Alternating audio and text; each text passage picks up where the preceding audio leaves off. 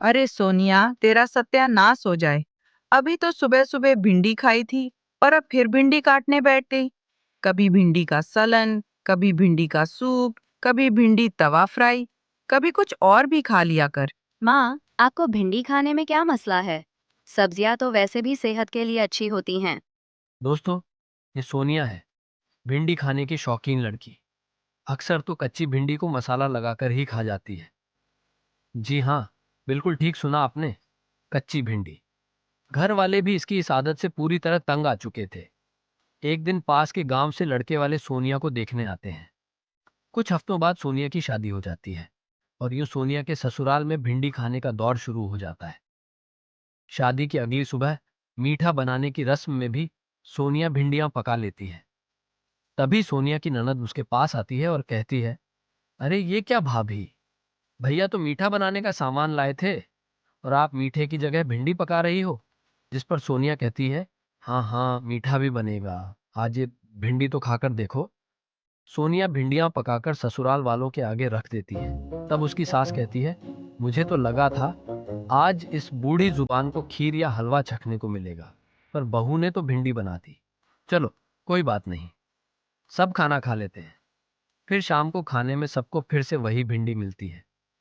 लगातार एक हफ्ते तक सबको सुबह, दोपहर और रात नई नई भिंडी की रेसिपीज खाने को मिलती रहती है। कभी भिंडी के कोफ्ते, कभी भिंडी का पुलाव, तो कभी भिंडी के पकौड़े। एक दिन सोनिया की सास अपने पति से बोलती है, अरे जी, सुनते हो, भिंडियां खा खाकर तो मेरा पेट गुब्बारे की तरह फूला रहता है।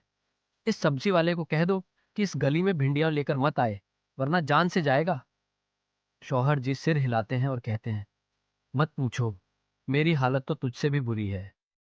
भिंडी खा खाकर मुझे तो लगता है कहीं बाथरूम में भी भिंडी के पौधे उगना आए।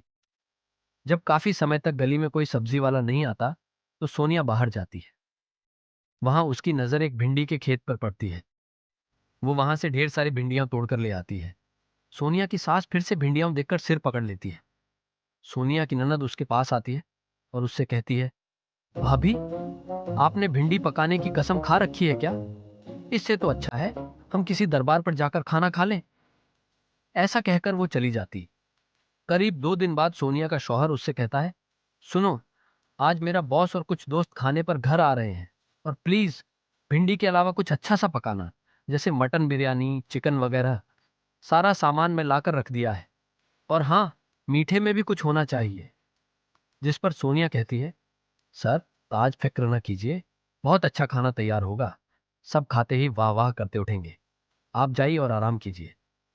इतना कहकर सोनिया खाना तैयार करने किचन में चली जाती है।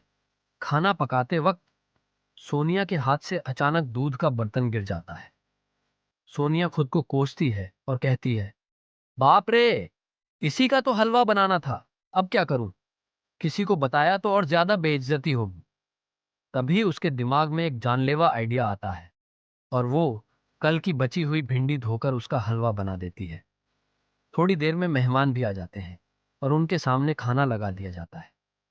खाना खाने के बाद जब मेहमान मीठा खाने लगते हैं, तो हलवे की शक्ल देखकर उन्हें कुछ अजीब सा महसूस होता है, लेकिन फिर भी वो भिंडी का हलवा खा लेते हैं।